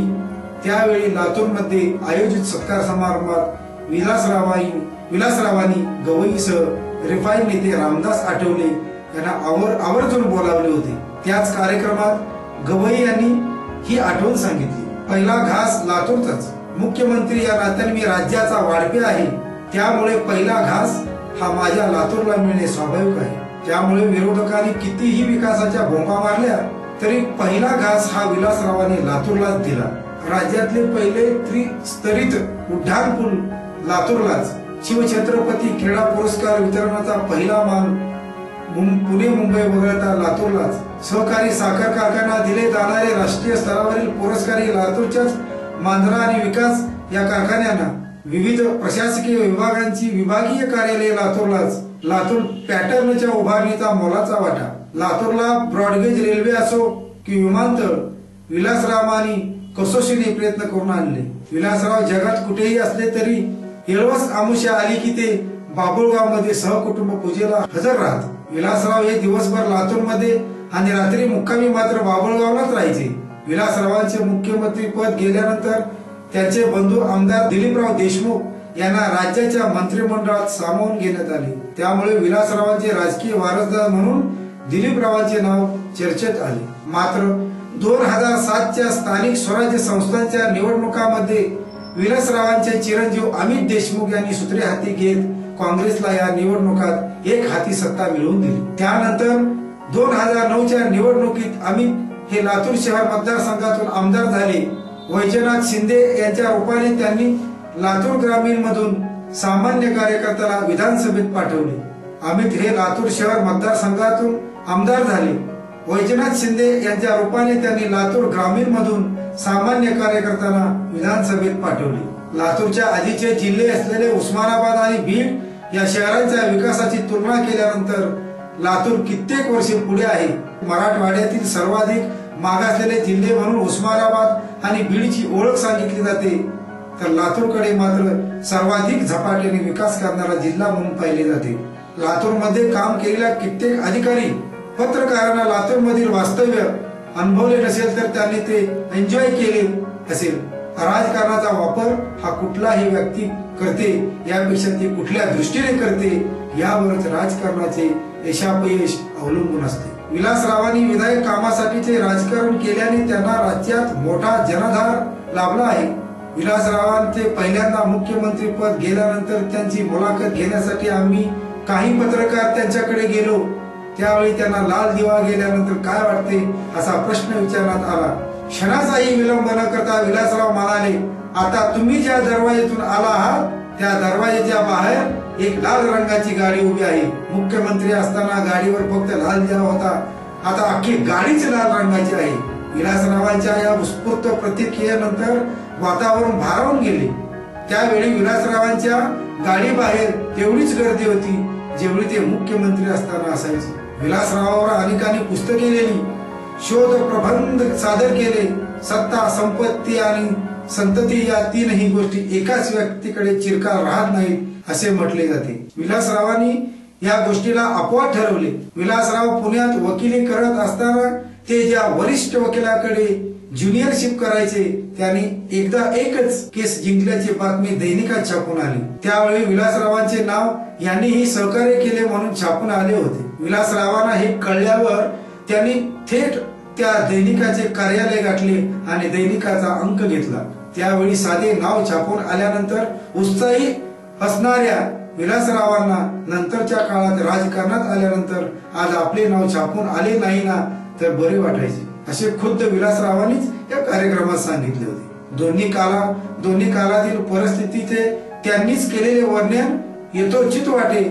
मात्र माध्यमांना नेहमी बातम्यांचे विषय देणारे विलासराव मात्र आज स्वतःचीच तीही दुःखद बातमी देऊन सर्वांच्याच मनाला झटका लावून गेले. विलासराव देशमुख यांच्याविषयी छगन भुजबळ यांचे मत. अजातशत्रू विलासराव देशमुख यांचा बाभुळगावच्या सरपंच पदापासून महाराष्ट्राचे 2 वेळा मुख्यमंत्री होण्यापर्यंतचा आणि सध्या केंद्रात मंत्री होण्यापर्यंतचा प्रवास मला नेहमीच स्मित करणारा ठरला आहे. माझ्या मनात त्यांच्याबद्दल आपलेपणाची भावना आहे. माझा त्यांचा संपर्क आला तो 1992 मध्ये. मी शिवसेना सोडून काँग्रेसमध्ये प्रवेश केला आणि मंत्रिमंडळात महसूल मंत्री झालो तेव्हा त्यांच्या दिलखुलास स्वभावाची मला तेव्हाच जाणीव झाली. लगेच 1993 मध्ये शरद पवार साहेब मुख्यमंत्री झाले आणि माझ्याकडे गृहनिर्माण खाते आले व पूर्वी माझ्याकडे असलेले महसूल खाते विलासरावांकडे देण्यात आले. महत्वाचे समजले जाणारे हे खाते हातून गेल्यामुळे मी नाराज झालो असेल असा विचार करून विलासराव आपणहून मला म्हणाले, भुजबळ साहेब, सीएमने हे खाते मला दिले आहे पण तुमचे आणि माझे संबंध मित्रत्वाचेच राहतील. आपण कधीही गैरसमज करून घेऊ नका. काँग्रेस राष्ट्रवादी काँग्रेसचे आघाडी सरकार 1999 मध्ये सत्तेवर आले. त्यावेळी विलासराव पहिल्यांदा मुख्यमंत्री आणि मी उपमुख्यमंत्री झालो. वस्तुतः ही निवडणूक आम्ही काँग्रेस आणि राष्ट्रवादी असे अतिशय निकराने एकमेकाविरुद्ध लढलो होतो. त्यामुळे दोन्ही पक्षात कटुता निर्माण झालेली होती. मात्र सरकार चालवताना विलासरावांनी ही कटुता कुठेही जाणवू दिली नाही. किंबहुना आघाडीचे सरकार चालवत असताना त्यांनी कुशलतेने नेतृत्व केले. आमचे दोघांचे आपापसात मुख्यमंत्री आणि उपमुख्यमंत्रीपदी म्हणून कधीही वाद झाले नाही. महाराष्ट्राच्या मंत्रिमंडळात त्यांच्याबरोबर दीर्घकाळ काम करताना त्यांची कार्यशैली, व्यक्तिमत्व मला जवळून पाहता आले, अनुभवताही आले. कधीही त्यांच्यासोबत संघर्षाचा किंवा कटुतेचा प्रसंग उद्भवल्याचे स्मरत नाही. आघाडीच्या राजकारणाचा धर्म कसा सांभाळावा यांचे विलासराव हे एक उत्तम उदाहरण होते. त्यांच्या मंत्रिमंडळात गृहमंत्री म्हणून काम करत असताना जेव्हा कठीण प्रसंग उद्भवले तेव्हा ते माझ्या मागे भक्कमपणे उभे राहिले. भरत शहा या हिरे व्यापाऱ्याला अटक केली तेव्हा त्यांनी माझी पाठराखणच केली. तसेच शिवसेना प्रमुख बाळासाहेब ठाकरे यांना अटक करण्याच्या फाईलवर मी जेव्हा गृहमंत्री म्हणून सही केली तो प्रसंग मुख्यमंत्री विलासरावांना दूरचित्रवाहिनीवरून समजला. मात्र तो समजल्यानंतर सुद्धा गृहमंत्री म्हणून त्यांनी माझी पूर्ण पाठराखण केली. सरकारवर 2003 मध्ये अविश्वास ठरावाचा आणीबाणीचा प्रसंग निर्माण झाला होता. सरकारला पाठिंबा देणारे काही आमदार शिवसेनेकडून पळविण्यात आले. त्यावेळी मी आणि विलासरावांनी सतत संपर्कात राहून ज्या प्रकारने यंत्रणा राबवली आणि सरकार वाचवले त्या प्रसंगात विलासरावांनी माझे कौतुकच केले. माझा पुतण्या समीर याला 2009च्या लोकसभा निवडणुकीत उमेदवारी द्यावी ही कल्पना विलासरावांची होती. पवार साहेबांनी समीरला उमेदवारी दिल्यानंतर विलासराव स्वतः नाशिकला आले आणि काँग्रेस कार्यकर्त्यांना सांगून त्यांनी काँग्रेसची पूर्ण ताकद समीरच्या मागे उभी केली. राजकारणातील त्यांच्या वैशिष्ट्याशिवाय त्यांचे वैयक्तिक गुणही मला जेव्हा अनुभवायला मिळाले तेव्हा मी त्यांचा जास्त चाहता झालो. आम्ही दोघे एका मानाने औरंगाबादला निघालो होतो. विमानाचा पंखा अचानक पेटला तेव्हा विलासरावांना डुलकी लागली होती. मी त्यांना हलवून जागे केले आणि आगीकडे त्यांचे लक्ष वेधले. तेव्हा अजिबात गडबडून न जाता ठीक आहे, पायलटवर विश्वास ठेवा असा सल्ला त्यांनी आम्हाला शांतपणे दिला. त्या प्रसंगातून त्यांच्यातील हा धीरोदात्तपणा मी अनुभवला. एक अत्यंत उमद्या मनाचा आणि अजात शत्रू नेता असे मी त्यांचे एका वाक्यात वर्णन करेन. विलासरावांच्या चेहऱ्यावर विलसणारे विशिष्ट स्मित हे केवळ त्यांच्याच ट्रेडमार्क आहे असे म्हटले तरी वावगे ठरणार नाही. मैदानी वक्ता असलेल्या विलासरावांची बोलण्याची लकब, हजरजबाबीपणा आणि भाषणाच्या मध्ये मध्ये प्रासंगिक विनोदाची पैरणी करणे, कोपरखळ्या मारणे ही त्यांची वैशिष्ट्य होती. आपल्या खुसखुशीत वक्तव्याने श्रोत्यांना खिळवून ठेवण्यात विलासराव नेहमी यशस्वी होत. राजकारणात असूनही कला, क्रीडा, संगीत, साहित्य या विषयाचे ते चाहते होते. चित्रपटाचे ते शौकीन आणि जाणकार होतेच. संगीत ऐकतानाही ते रसिकतेने त्यांचा आस्वाद घेत असत. चित्रपट आणि कला क्षेत्रातील कोणी भेटले की त्यांच्याशी ते दिलखुलास गप्पा मारत असत. कित्येकदा सततच्या बैठकीमुळे आलेला शारीरिक तणाव हलका करण्यासाठी विलासराव बसल्या खुर्चीवर मान इकडे तिकडे फिरवून थोडे रिलॅक्स होण्याचा प्रयत्न करीत असत. बैठकीतली ती त्यांची विशिष्ट स्टाईल. मात्र त्यामुळे व्हायचे असे की आपले म्हणणं मांडणाऱ्या व्यक्तीला वाटायचं की साहेबांचे आपल्या बोलण्याकडे लक्षच नाही. पण त्याच वेळी ते बोलणाऱ्या माणसाला अचानक एखाद्या वर्मावर ठेवणार आणि बैठकीची दिशा ठरविणारा नेमका प्रश्न विलासरावाकडून विचारला जायचा. त्याला माहिती असेल तर ठीक, नाहीतर त्याची आणि अधिकाऱ्याची तारंबळ उडायची म्हणून समजायचं. सांगायचा मुद्दा असा की प्रत्येक विषयाचे महत्व, गांभीर्य आणि त्यातल्या नेमक्या खाचा खोचा यांची अपडेट माहिती ठेवणारा असा हा नेता. विलासरावांच्या मुख्यमंत्री पदाच्या कारकिर्दीतलं त्यांचं महत्वाचं योगदान कोणते असेल तर आंतरराष्ट्रीय पातळीवर त्यांनी मुंबई आणि महाराष्ट्राचे अत्यंत आक्रमकपणे मार्केटिंग केले. त्यासाठी त्यांनी अमेरिकेला 2 वेळा तर युरोपचा 1 दौरा केला. राज्याचे नवीन औद्योगिकरण व गुंतवणूक विषयक धोरण आणि गृहनिर्माण धोरण जाहीर करून त्यांनी या 2 महत्वपूर्ण क्षेत्रांच्या विकासाला, विस्ताराला राज्यात चालना दिली.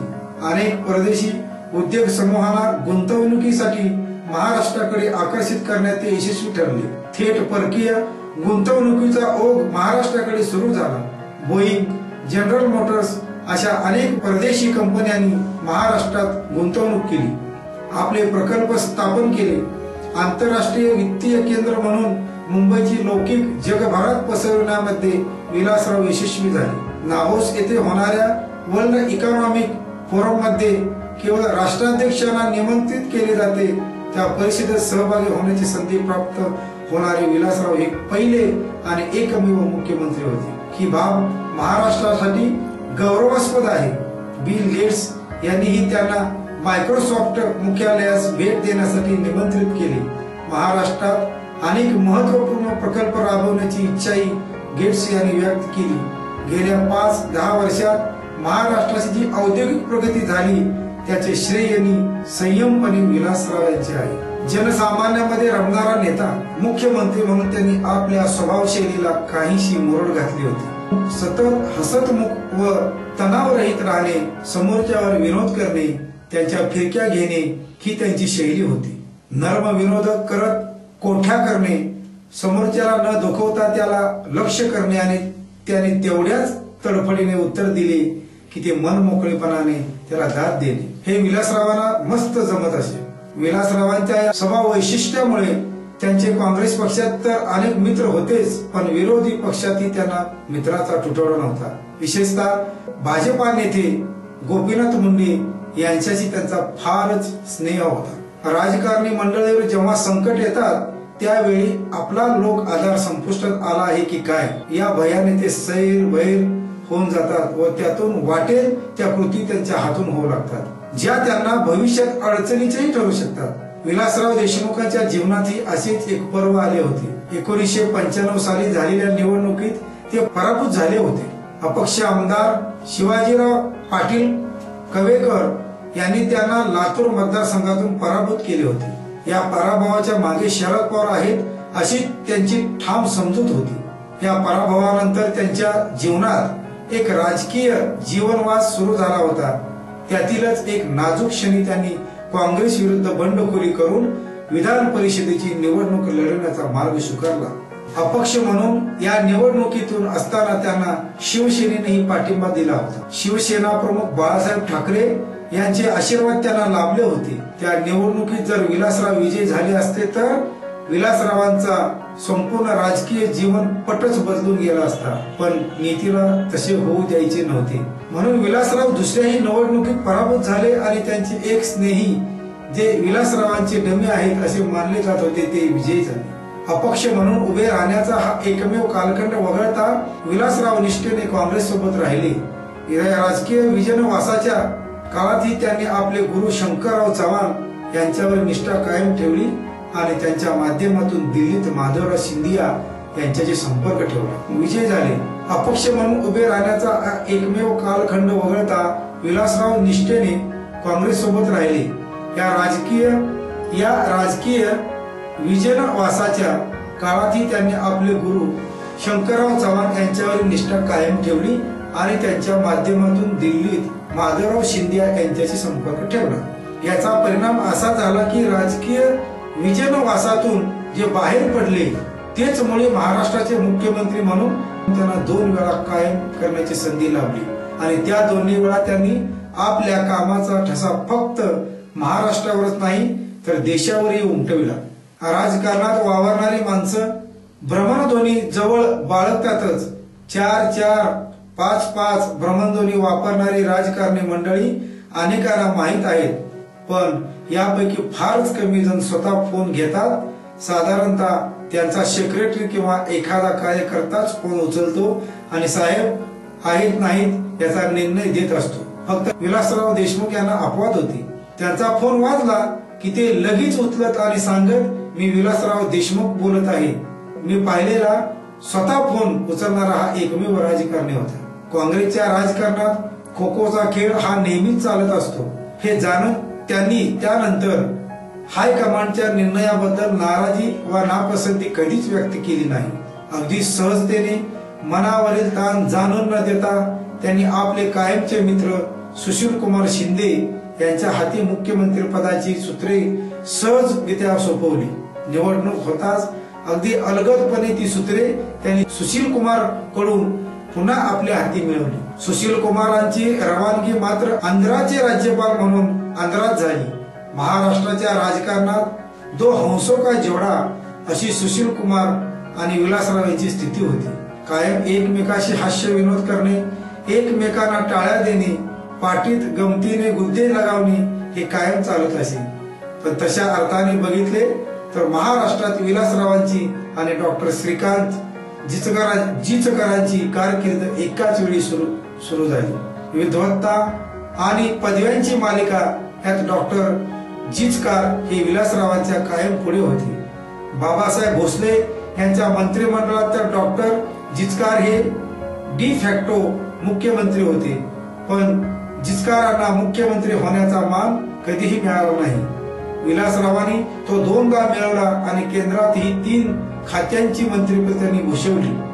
व्यवहारात आणि राजकारणात शहाणपणात विलासरावांनी डॉक्टर जिचकारावर कायमच मात केली. डॉक्टर जिचकार यांचीही अकाली अपघाती निधन झाले तर विलासरावांची राजकीय कारकीर्द फुलत असताना अचानकच त्यांची जीवनज्योत मावळली.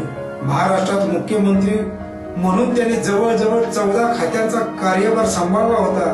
ते ज्यावेळी सहकार मंत्री होते त्यावेळी पश्चिम महाराष्ट्रातील आणि विदर्भातील सहकार मर्सींना चांगलाच चाप लावला होता. कापूस एकाधिकार योजना घेऊन त्यांनी सहकार मंत्री बाबासाहेब केदार यांची चांगलीच अडवणूक केली होती. मंत्री म्हणून विलासराव कठोर वाटत, पण मुख्यमंत्री म्हणून त्यांनी आपल्या स्वभावशैलीला काहीशी मुरड घातली होती. तर हसतमुख व तणावरहित राहणे, समोरच्यावर विनोद करणे, यांच्या फिरक्या घेणे ही त्यांची शैली होती. अगदी भाषणातही एखाद्याची खास फिरकी घेताना विलासरावांचा डावाडोळा आणि भुईवर जात असे. त्यामुळे विलासरावांच्या देहबोलीचे असे पोश्चर धारण केले की बातमीदार सजग होऊन जात. नर्म विनोद करत कोठ्या करणे, समोरच्याला न दुखावता त्याला लक्ष करणे आणि त्याने तेवढ्याच तडफीने उत्तर दिले की मन मोकळेपण त्याला दाद देणे हे विलासरावांना मस्त जमत असे. विलासरावांच्या स्वभाव वैशिष्ट्यामुळे त्यांचे काँग्रेस